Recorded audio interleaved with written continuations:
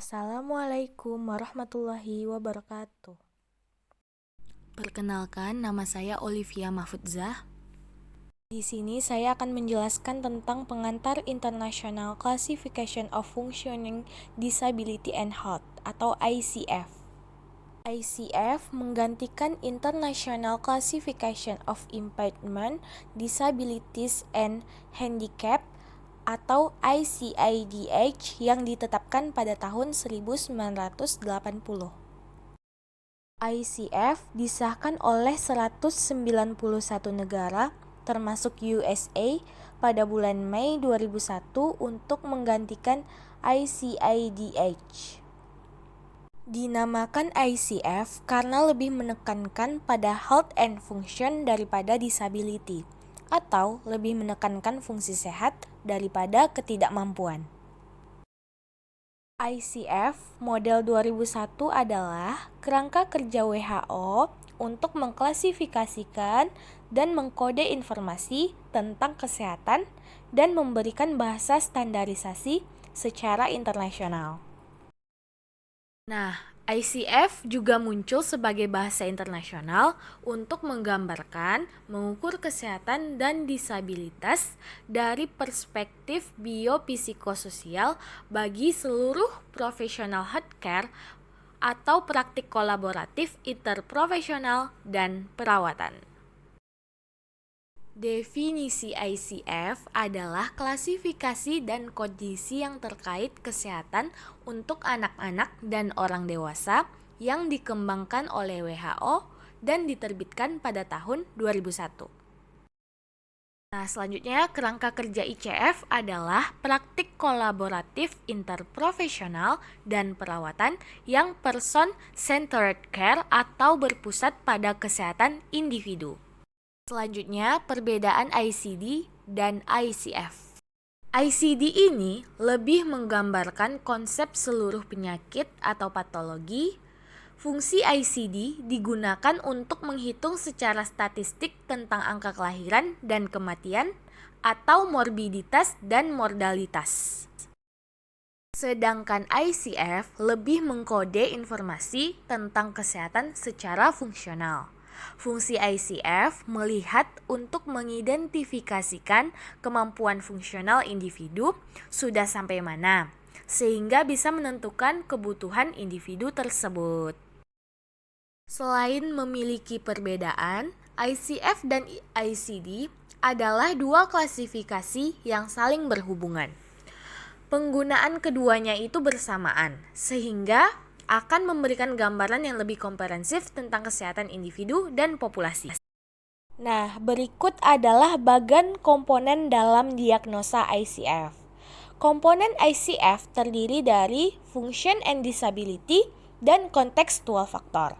Function and disability terdiri dari body function and structures dan activities and participation. Sedangkan contextual factor terdiri dari environmental factor dan personal factor.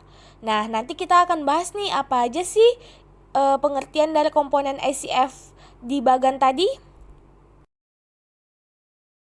Nah, jadi setiap bagan komponen ICF yang kita bahas tadi itu saling berhubungan, terus menggambarkan bagaimana kondisi sehatnya pasien atau seseorang pada saat ini.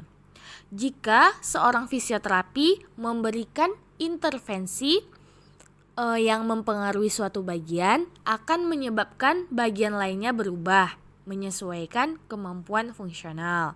Contohnya nih, pada body struktur pasien ada terjadi kelemahan otot, sehingga kemampuan berdirinya itu sulit.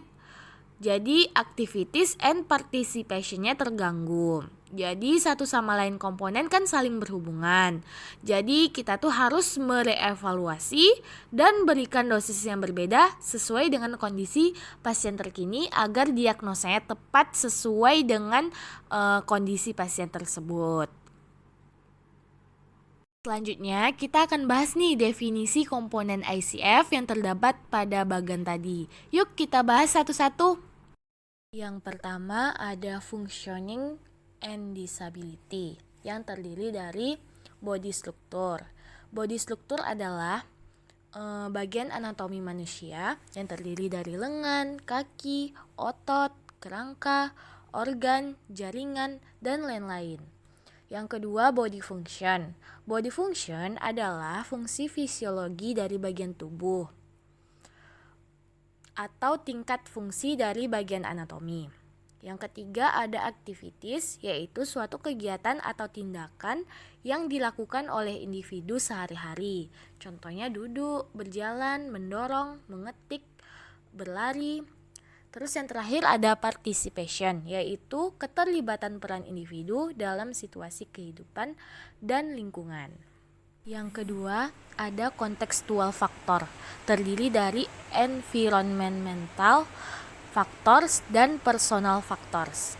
Environmental factor adalah membentuk lingkungan fisik, sosial, dan sikap di mana individu melakukan interaksi kehidupan.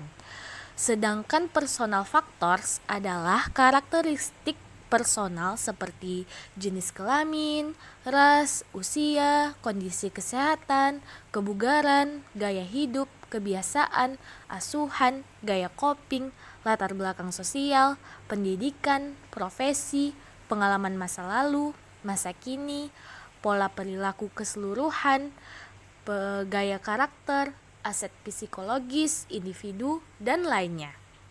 Baiklah, selanjutnya kita akan bahas masalah-masalah yang terjadi pada functioning and disability. Yang pertama, pada body structure and function. Masalah yang terjadi adalah impairment, yaitu adanya patologi pada bagian anatomi atau penurunan hingga hilangnya fungsi dari bagian anatomi tersebut. Selanjutnya, masalah pada activity, yaitu namanya activity limitation, yaitu kesulitan yang dialami individu dalam melaksanakan kegiatan sehari-hari seperti tidak mampu berjalan, tidak mampu mengetik, dan sebagainya. Selanjutnya, masalah pada participation ialah participation restriction, yaitu kesulitan yang dialami individu dalam aktivitas sosial.